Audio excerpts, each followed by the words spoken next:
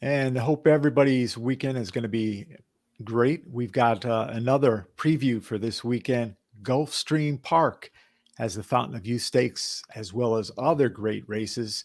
And we are going to take a look at Aqueduct and a race at Turfway Park on Saturday. These are Saturday races.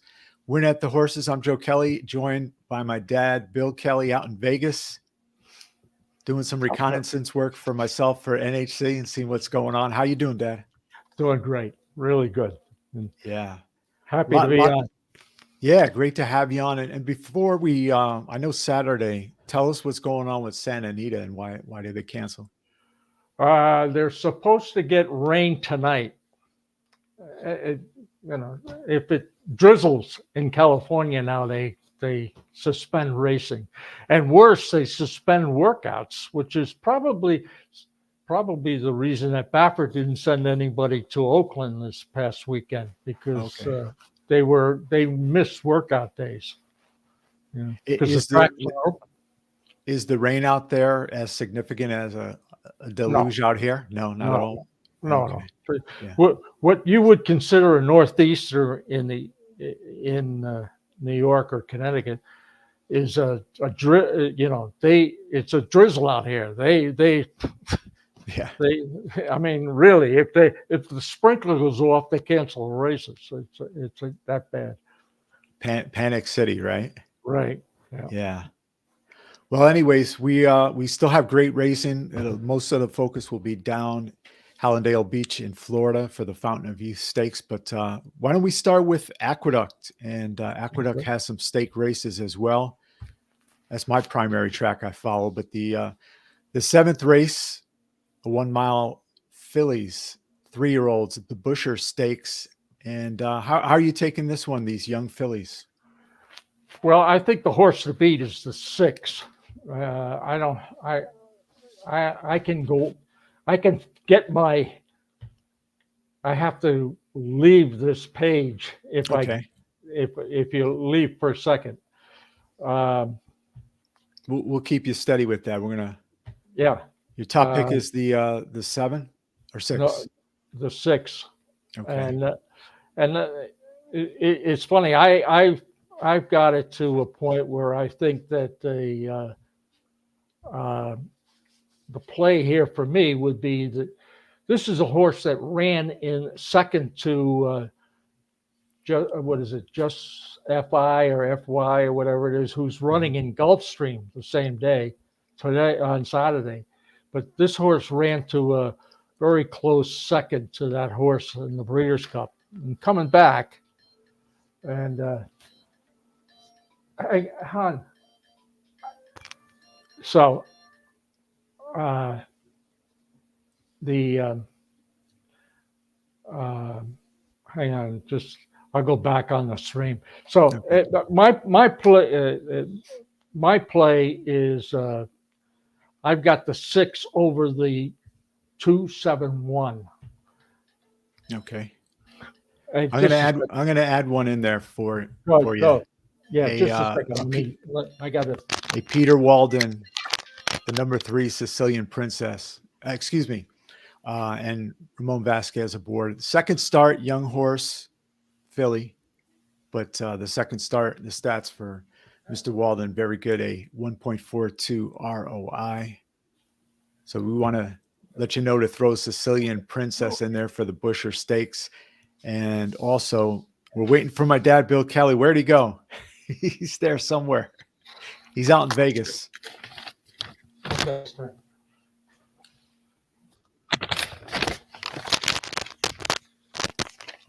Okay. Okay. Ready to roll? Little technical difficulty Yeah. there. I did throw another the number 3 Sicilian Princess for a price if we want to tie it up with your 6, the Jorge Abreu, the number 6 Sicilian Princess. Well, the 6 is going to lay over the field if she comes back the way she left at the at the Breeders' Cup. Right. That's not always. It seems to be working okay and everything, but if she's ready, it it it should be okay. Yeah, my Sicilian Princess, the number 3, switching from the all weather to the dirt. I'm just basing it on a possible may get into the dirt. Has some great pedigree for breeding. So, and an improving horse. I mean, they're all possibly improving, but we'll see how this one shakes out. Okay. All right, we're going to continue along right here. Race number 8 over at Aqueduct Saturday afternoon tomorrow. And the number 8 race is the Stymie Stakes. And the Stymie Stakes will be post time 4:34 Eastern time. How are you looking at this race? There's 8 horses in there, some seasoned veterans, some geldings. What's your take? Hang on. I'm trying to pull up something on my phone so I can not have to pause all the time. This will take a second. Okay. Well, I'm going to throw out who I like in this race. Good. While you steady yourself there. Yeah, I like number 4, Coastal, and Coastal Mission. Another, I believe, coming from out of town. Let me check. Yeah. Has some great works before the race coming up, coming out of town, and how do you see it? She's a real win machine. Right. So, how are you looking at this one? Yeah, I got that. I have the 4 on top, but with the 1, 2 underneath. Okay. Do you take any caution with the 4 not running well on the mud in the last race? Only try Aqueduct? I throw mud races out. I mean, Right. they're so, you don't know what she should be. Other than that one race, she's been a win machine. Mm-hmm. So, the one caution is that they're talking about rain, either tonight or tomorrow at Aqueduct. So Okay. I don't know how bad. So, but if it comes up wet, you might have to take another look. Yeah. You want to give your phone number out in case they want to change their picks? Yeah. Well, I'm just kidding. I probably won't be up at the time. Okay. All right. So we're going to move along. We're on the same page with that particular race at Aqueduct. The 9th race is a sprint race. And the sprint race, it's a good race right here. We've got the Tom Fool handicap, a 3rd grade 3 race, and a field of 8. A lot of horses you probably heard the names of: Durante, Rotney, 24 Mamba.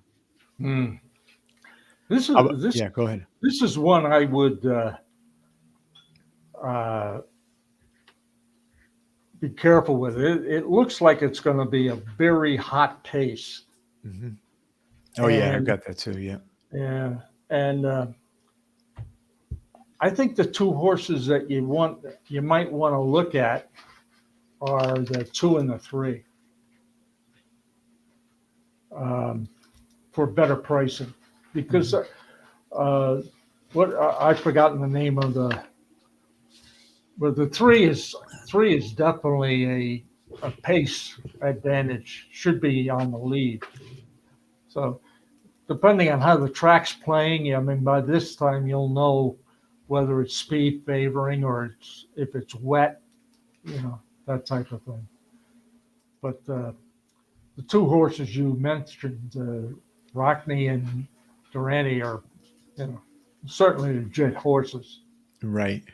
I've got a out of left field selection in this. The number 1 coming in from Penn, Downtown, Charlie Brown. Maybe for one of those. Steve Bick talks about the reverse tri-key horse. Right. So we'll see about that. There's been some surprises with the Penn shippers and Philly shippers into Aqueduct this season. So who knows?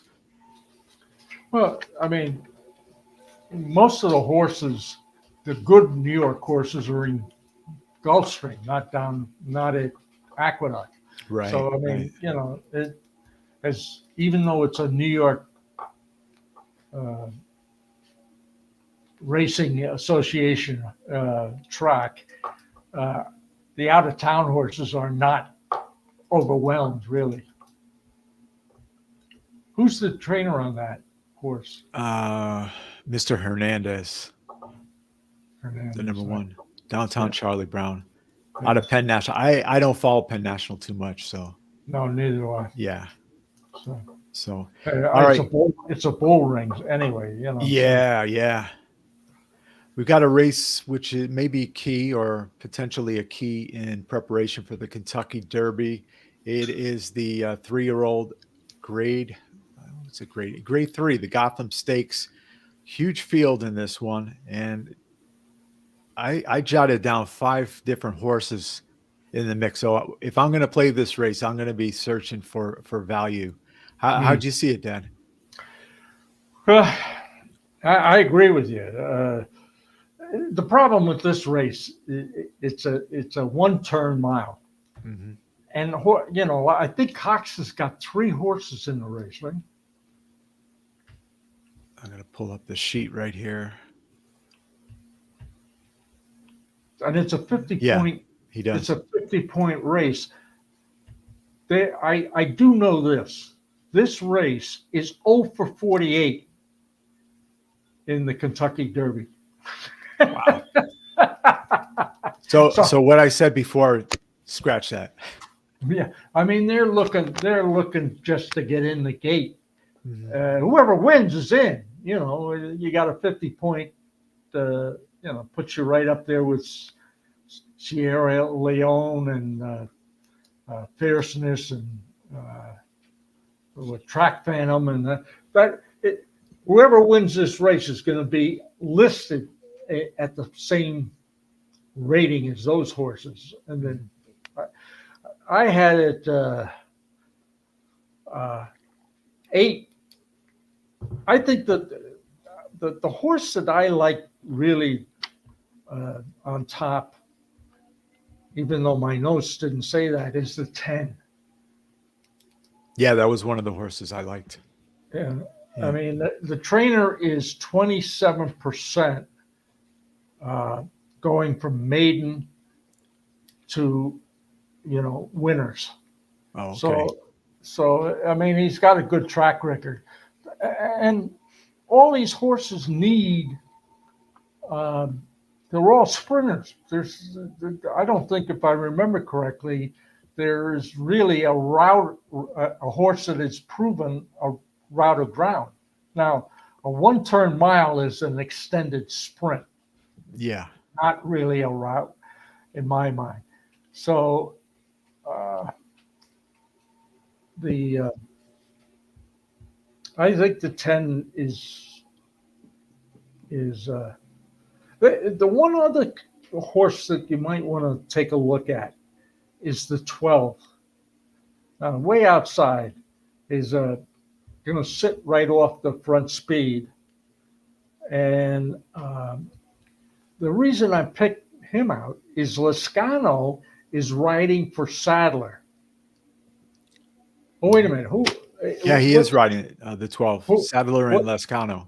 is that? Slider? Yeah, Slider. He's going to scratch. Okay, forget that. Okay. All right. He came down with either a fever. I think it was a fever. So he's scratching. All right. I'll scratch him out of my program here. So good bet though. If he's bet the 12 and you get your money back. That's right. Go in blind. At least you won't be ripping up a ticket. That's right. Hey, finally, Gulfstream has some nice card. They put together some nice races. Oh, this is a fantastic card. This is Yeah. really. I mean, the Fountain of Youth is the least betting opportunity you have. Yeah, that's true. I mean, The undercard. I was looking for something to maybe get some value in that race, and I was like, no. But you never know. Let's take a look at Gulfstream, the 3rd race over there, which is the Colonel Liam, a mile on the turf for 3-year-olds, right? Mm-hmm. The horse I picked on that was the 5, and I picked him because he's got the best genetic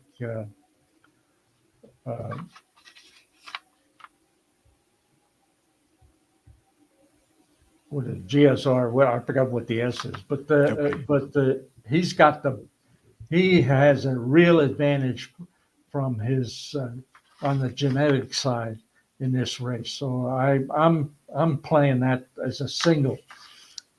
Okay. And what number is Number is 5. your number 5? Okay. I've got an upset pick in here. The number 3, Okiro, Garofalo, and Tyler Gaffleone stretching Let, out. let me just look at that. I'll be right. Definitely has been winning or finishing second, even a third. Hasn't been out of the money in 5 starts for this colt, 3-year-old colt. Has been working decently. Nothing to. Well, I have him as a long shot, but Okay. I question the distance. He, Okay. his he may not be able to get a mile on turf. Hang on, let me look at that just a quick second. And yeah, if beyond 7 furlongs, his from a genetic standpoint, his breeding begins to drop off, and which is never a good sign. Yeah. So you definitely want something if you're going to dabble with that horse Mm, over the morning line, mm. maybe 30 to 1. Well, yeah. I mean, the morning line's 15 to 1. So, I mean, if you like them, like, Yeah. uh, I certainly wouldn't talk you off of it. But it's his distance is his limitation in at least on paper. At least on paper. All right, we're going to move into the meat of the card, Fountain of Youth Stakes Day, the 7th race, which is the Mac Diarmida Stakes presented by Cornish, Grade 2 on the turf, a mile and 3/8. So a bit of a distance there. And when you're seeing anything over a mile and a quarter on the turf, what are you looking for? I mean, most of all, you look at does he have form going further, Okay. and then you look at his genetic, the stallion and the mare, and see if they've indicated in their uh, offspring that they can get them, distance of ground. Um, So, the so saying that, how are you potentially looking at this race? Well, I first of all, the one has a pace advantage. Mhm. In saying that, there's a question about can he go a distance of ground. This is how far is this? A Mile and mile, 3/8. Yeah. 3/8. Okay. Yeah. I mean, having speed on the turf at Gulfstream is a plus, and Mhm. this horse is should be on the lead. Um, the only the only horse that I think has got that I would put with this horse is the 7, and only because you got Clement and Tyler Gaffleone on it. So the combination of the two leads you to believe this is a serious horse. Yeah, the horse that I thought may have a chance with this and has had experience running races which are distance worthy for this is the number 4 Starting Over with Mike Maker Mm-hmm. and Edgar Zayas. Mm-hmm. Definitely has a lot of experience and will be coming back from a grade 3, 12 furlongs on the grass. So Mm-hmm. has a great work just a few days ago, Mm-hmm. a little over a week. So that's where I'm looking for the number 4 Starting Over. Mm-hmm. Hopefully one of us will be cashing on that particular race.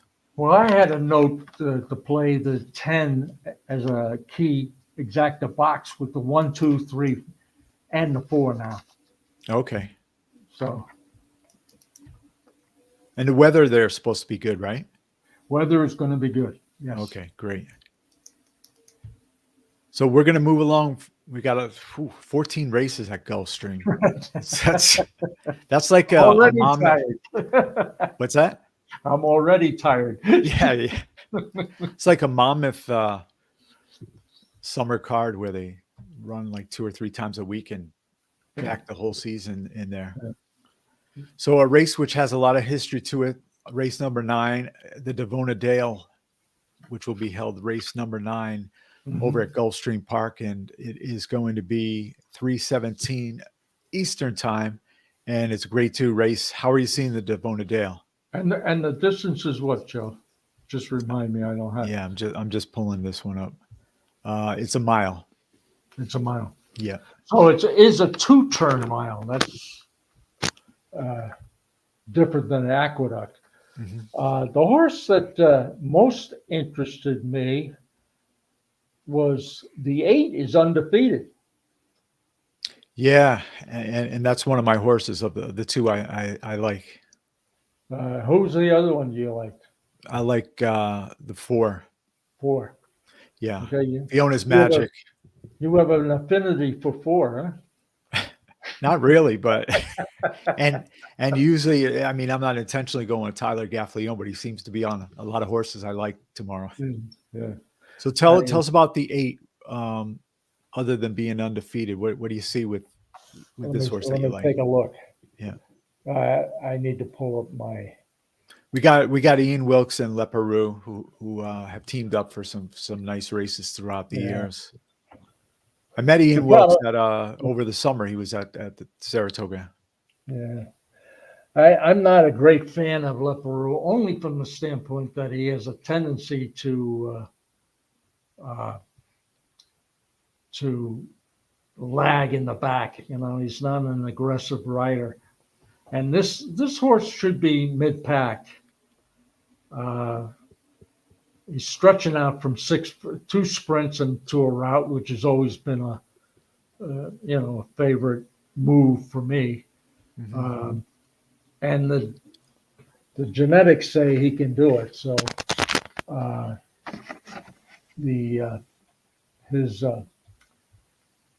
he's got the horse that's got. Oh well, wait a minute. No, I forgot about just FYI.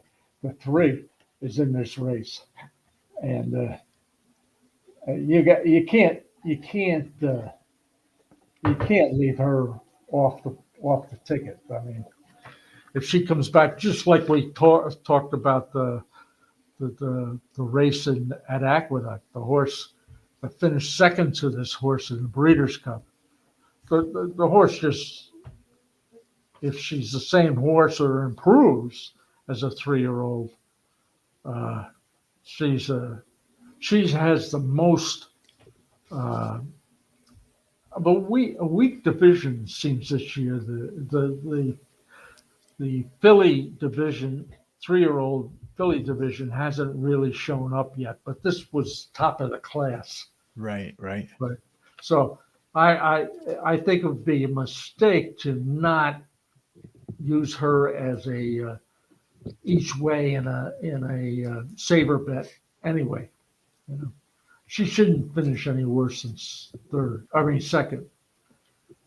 So you're 4. Did you say 4? Yeah, you're 4. 4 and the 8. Yeah, and 4 and 8, and over the 3 would be probably a decent return. Hey, we're going to jump to the grass again. Another marathon distance. We've got the number 10 race, the Very One Stakes, a grade 3 at Gulfstream Park tomorrow on Saturday, and we have a great field over there. Give me your pick, and then I've got one who I like in this race. Well, again, the top horses, the 7 and 1, are questionable at the distance. I mean, it's not that they can't get it; they just haven't proven it. So that left me with the 5 and 6. And interesting, the 5 and the 10. 5 and 10 may be a good play. I'm going to throw one in there, and this one may hang around for a little bit, but has a lot of speed. The number 3 Ready Lady, Paco Lopez and Roger Atfield, who I like Atfield in these longer races, Yeah, yeah. coming down Good, from good, Canada off the layoff. good for.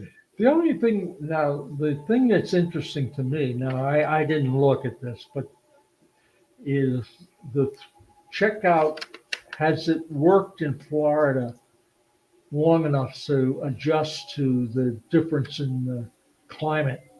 Because it'll be coming from even in December, it'll be cooler, and then it's going to a much more uh, warmer, and humidity primarily is a big thing in Florida. So I always check to see if the horse has worked a few times, in Florida. Well, Uh, what would you think his intentions are to enter him in this race? well, yeah, I would think that he probably thinks that the horse is ready. So Right, right. that he's a good trainer, knows what he's doing. And the problem, as I say, is the Canada horses aren't lighting it up in Florida right now. Doesn't mean he can't win, but that's something to keep in mind. Have you looked at the number 9 Angel Nadashiko, Sappy Joseph, and Dias shipping in from the West Coast? How do West Coast shippers east do on the turf? Well, so Joseph just sent a horse to Santa Anita, and it's going to scratch because it didn't travel well. I know Oh, that. okay. I heard that on this morning. So that's in Santa Anita. Right. I don't know. Was it one of your top picks? No, no. But that it doesn't mean he can't win. Joseph is he's very good at Gulfstream, but if I'm not mistaken, his in graded stakes he's doesn't have a high winning percentage. I've seen him around Saratoga last meet. He was in here and there. Yeah. So A very Actors- distinctive hair. oh yeah. You used to wear your hair like that, right? Never. I could never get it that long. Right. Yeah, that's a lifetime commitment. Right. Right. So we've got the 11th race. We still got a ways to go. We got 14 races on the day.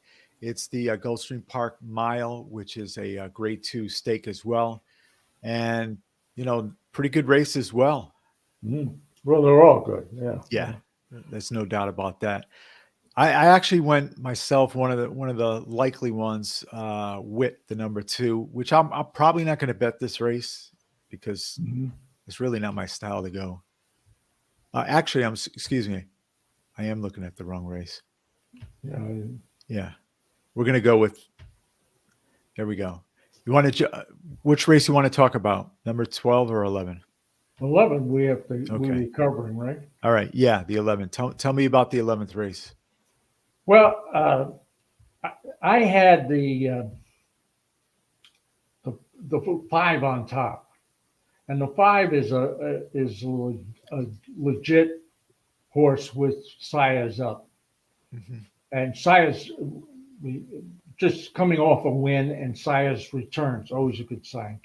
So I had him on top of the 4, who's cutting back from 8 furlongs. How long is it? What distance is this? We're going a mile on the dirt. Oh, okay. Yeah.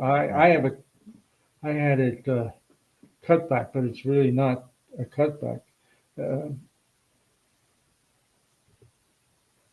The 4 interested me only from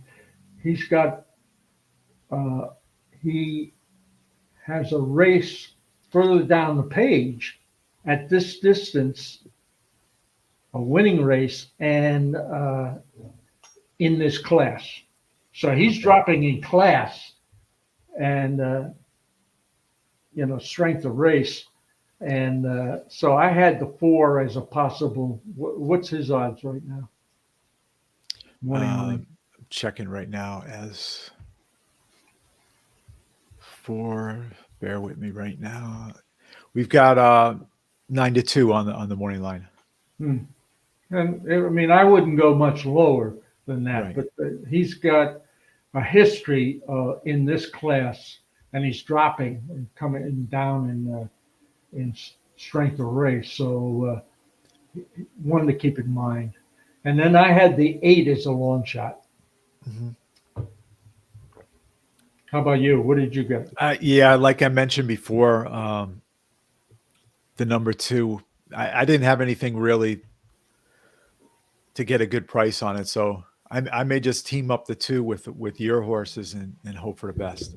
One other horse to mention is the 6, because Bravo's been on the last 2 wins on this horse. So, and he's riding this one Yeah, he had today. a nice win on the turf yesterday.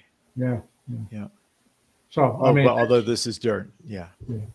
But he's a good rider. So Yeah.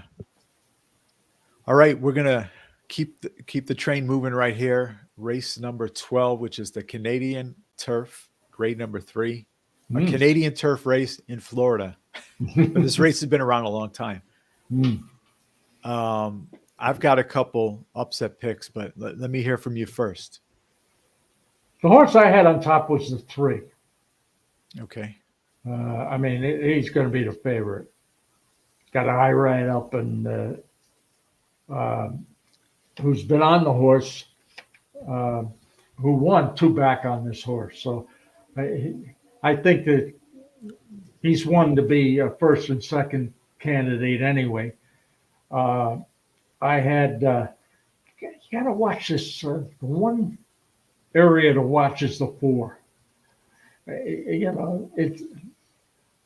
Uh, it's a Chad Brown horse who's been off for 245 days, and on this type of long layoff, Brown is 24% win percentage. So he's certainly got something that you can't ignore. The trainer. Yeah. So how about, I know last year there was talk that Chad Brown wanted to run his turf horses primarily at Tampa. Has he been doing the same? I haven't kept up on that. Well, early in the season at Gulfstream, he couldn't work his horses at Palmetto on the grass, Okay. and Right. they weren't successful. Well, that's turned around. I don't know. I mean, Brown is successful almost anywhere, really. Yeah, he's got And even on dirt now. I mean, it's not just turf. He's exceptional on all surfaces. And he's deadly off of. This horse would not be in this race if he wasn't well met. I've actually got the barn stats on how many horses are in their barn. It says Chad Brown 99. And that's all over, right? Yeah, and that's the question. But yeah, I would think maybe all over. But Mike Maker 132 and Mark Cassey 131. So, Yeah. and then Jimmy Toners only has 9 in his barn. So who's a pretty good turf trainer? I know. Yeah. I know. Did you have that? What did you have? Well, the number 1 Saratoga Flash with Safi Joseph. I know this Yes. one's taken a step up, but yeah, I had him listed too. right, has been coming fresh off the layup, but could be a night. Loves to win. Could be something to include in your exotics and maybe a couple bucks as far as a winner. Saratoga Flash. Mm-hmm. You got 2. Oh, go ahead. So much of the turf racing is trips. I mean, Yeah. I mean, you see horses that are competent and shown that they can run to the class, etc. They're closers, and if they don't get outside in the stretch, they get cut off. I mean, so you have to watch that. Trips make everybody's close together. That's why as they go into the straight, the stretch, they're all clumped together. So it's whoever got the best finish usually ends up winning a turf race. I saw a great race. You probably saw it as well. There was a really nice finish in a Hong Kong race. I was watching the replays. It was like six couldn't be separated by more than a nose. It was a Yeah, great finish. yeah, Hong Kong always gets those types of. Hey, the even in Saudi, there's some of the races that were run the other. I mean, they were really brilliant. How'd you do with the Saudi races? I ended up winning, but I made a stupid mistake in that I had I do this too often. I shouldn't do it. Is Senior Buscador? I figured was a definite place horse, and I didn't reverse it. So I had the second place horse on top, and he paid $82 for a dollar bet on just a stupid. Did you see that video of Junior Alvarado's wife and kids? Oh, fantastic! Yeah. The whole interview he was on with Howard Kravis. Yeah. I watched. I logged in right as they were ending the interview, but great show as well. He's you can tell he's an upstanding young guy. I mean, he got a lovely family. I mean, so right. And I believe he was out. He spent a lot of time out in Chicago. He used to run at Well, that's where he met his wife. His wife is actually a math teacher. That's right. I heard Howard talking about that. Yeah. So that was some, and it's funny because like I guess everybody else in the world, first of all, he was wearing different silks. I didn't know whether you knew that. No, I didn't know that. No. It was different silks than he had worn in the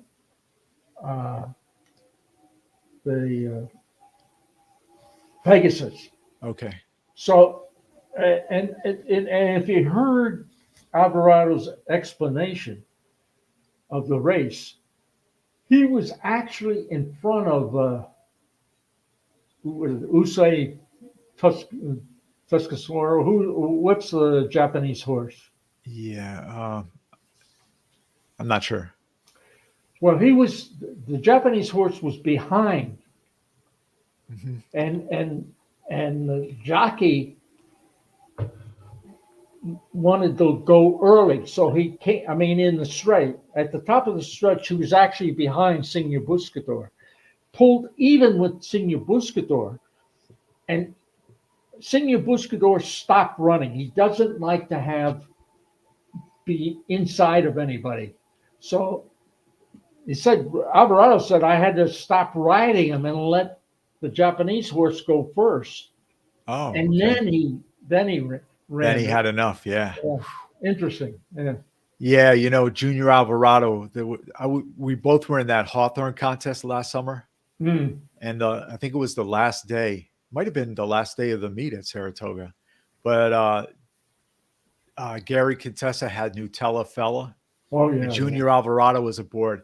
Yeah. I have no idea why. I think I got distracted with things at home and, dinner getting ready and blah, blah, blah. That would have been a horse I would have played in. It would have zoomed me right up there. And somehow it slipped my mind. And I look back, Gary Contessa's work, when he's coming off with some good horses with works, he's usually pretty solid. The two big stakes wins at Saratoga. That was the pattern. So, well, the one I remember the one that you told me about. You had talked to him at the Omaha track, right? And he won. Came from dead last and won the race. And paid. Yeah, I think that was the Skidmore race, right, or something. Yeah, it was maybe opening day. I forget. Right, it was. Yeah. But, it's funny, Nutella Fella, I asked him, I saw, I've seen him a bunch of times at the track, and he was scheduled to run at Aqueduct in a stakes race, and he said, "Fingers crossed." You know, you don't know with these young horses, and sure enough, there was Yeah. he didn't he had to scratch the horse or didn't enter. Yeah. So yeah, it's interesting. We're going to continue along right now. Race number 13. Actually, we're going to go right to the big show. Right. Yeah, we'll head to the Fountain of Youth. Yeah, this is a race that I think you might want to watch rather than bet, because to me the 5 and the 8 are proven horses. I mean, you know, so that and so I was going to bet a trifecta 5-8 all 5-8, hoping that you get one of the other horses. The 1 and the 4 are probably the most possible, and the other one, the Merit, whoever that is, Merit. Yeah, the number 6. Yeah, he's running today, so he's scratching. Okay, so we'll take out Merit. You know, Danny Gargan with the 5. It's funny. I ran into him at Saratoga, the Oklahoma track, and we started talking about different horses. And you know, he asked me which horses I owned. He thought I was one of the big shot owners there. But, anyways, he goes, "Oh, today I got horses running at 3 different tracks," and he gave me the tracks, and you know, I said good luck and everything. I come home and was watching Dornock win the race Against Sierra Leone. Was that the race? It might have been at Keeneland. Yeah, no. Yeah, it was at Keeneland because Must have been it was his after, maiden win, right? No, yeah, you're right. It was the maiden win, and he didn't even mention the horse. It was like, yeah, I'm at Philly. I'm down in Florida. I'm at Keeneland. Didn't say Dornock and everything, and all of a sudden I'm looking at Luis Saez and Dornock, and you know, so going to probably go off as the favorite in this race, right? Yeah. Well, see, it's interesting. I mean, Locke is the most talked about horse, but he got sick and missed, I guess, the race in Oklahoma or down in the fairgrounds. He missed the race because he spiked a fever. Mm-hmm. And so, I mean, it wasn't that long ago. I'm sure he's fit, but that's the horse that everybody thinks was, you know, going into this year was tied with fierceness as the most favored horse for the Kentucky Derby. So the problem with him is he comes from a little bit off the pace, and Gulfstream is not conducive to closers. I mean, it makes it difficult. So there's going to be plenty of speed in this race. And I just think that Dornock may be able to sit behind the speed and pounce in the stretch and just get too far of a jump on Locke. But it could go the other way, depending on what the jockey does. You know, I mean, is Dornock the full brother to Mage? One of the horses. Full brother Mage. Yeah, I'm not sure about that. I don't have it pulled up. Okay. Well, the if you remember the Mage race, this race last year, Mage had made a huge run in the sprint and breaking his maiden. Came into this race, broke last, moved up against Forte, and just, you know, barely lost. So, you know, if the jockey on Locke just will sit and then bide his time and make his move going into the turn, he could be okay because he can finish. And the stepping stone to the Florida Derby used to be one of the key races out there, but how It's about still last? in. Yeah, It's still. in. Well, Mays comes out of that race and Yeah. won the Kentucky Derby. Even more than the Gotham. I'm kidding. Oh for 48. Yeah, even the Wood has lost some shine to it. I think the part of the problem there is, well, the Wood's going to be run at Aqueduct. When it was run at Belmont, it's a one-turn mile and an eighth, and that one turn is not what you need going into the Kentucky Derby. That's a big problem. Yeah, you got to have that experience, maneuvering. Then that's really the keys of the race, right? Going around the turns. Yeah. So in any event, that's right. I've already put on my 5-8 all 5-8 trifecta and praying for one of the whether the 1 or the 4 or whatever comes splits the two of them and get some payout. Otherwise, just watch. Yeah, I mean, it's a long day. Being out in Vegas 3 hours behind the Eastern time, how do you find handicapping? Do you like it that early of your day as opposed to if you were out here in the East? I get up early anyway, so okay. Yeah. So you're raring to go. I'm raring to go. Yeah. And I fade late. Okay. I have nothing left in the stretch. Right. Well, after our final race here, we're just jump to the Hong Kong Shatin races, and you can handicap that. I'm just kidding. Yeah. They're too late. I'm in bed by the time those go off. So. Right. I love them, but I just don't see them. Yeah. The Matisse boys get into that. Yeah.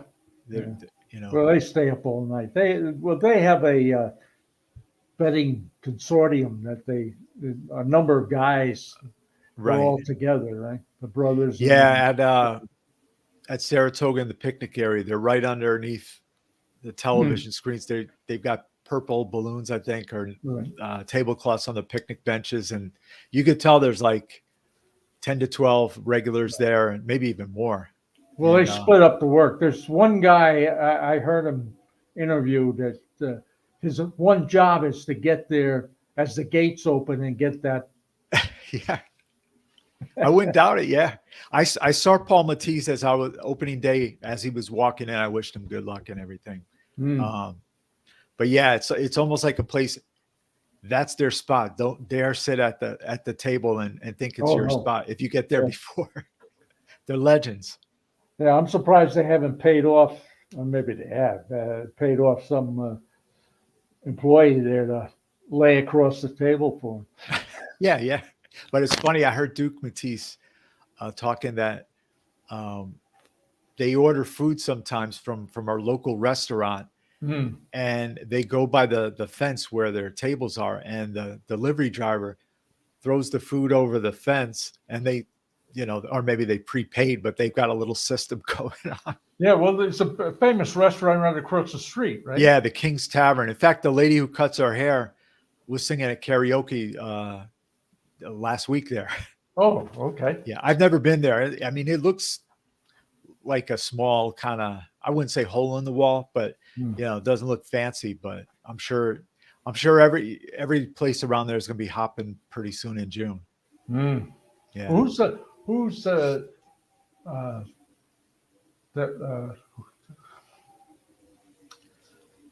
the handicapper that's there all the time? Andy Serling? No, Serling's there, but the Wizard. Oh yeah, Michael Kipnis. Yeah, the Wizard. He's there, but he's got some deal with the pizza guy there. That's right. Yeah, and my friend Tom, they co-host a great show on YouTube during the Saratoga season. Tom moves around, but the Wizard I don't know. He's by that pizza thing, and he gets his chowder, and Yeah, right. The yeah, chowder and the pizza, right? yeah, great guys. Yeah, Um, good handicapper. I mean, he yeah, very I good. like how they break it down. And they got a lot of stories, both guys, about the Yeah, horse racing world. So been around a long time. yeah, definitely. So listen, we got one more to go before we bid you adieu. And this is a track which I don't do a lot of handicapping here at all. Oh, Turfway Park, yeah.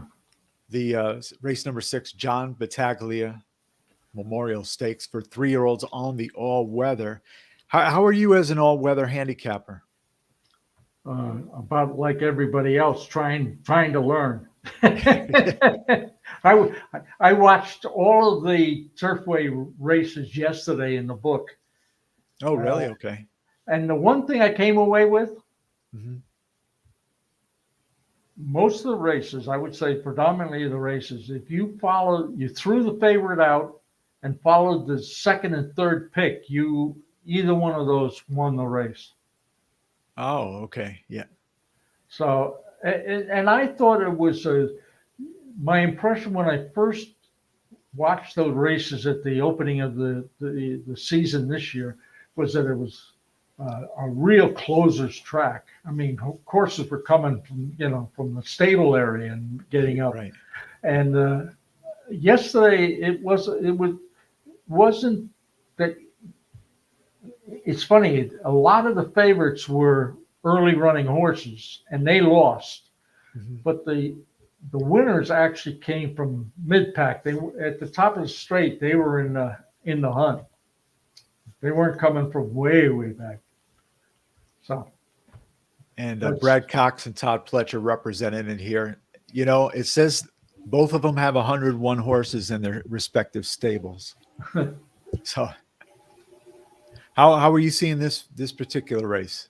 I had it 1-7-12, or no, I had it 6-1-7-12. Oh, okay. Yeah, I've got the one on top, but we're thinking pretty much alike on there. Hmm. What do you like in the 6? I know that probably, yeah, I definitely the don't one. even remember this. Yeah. I would normally have just ignored this race.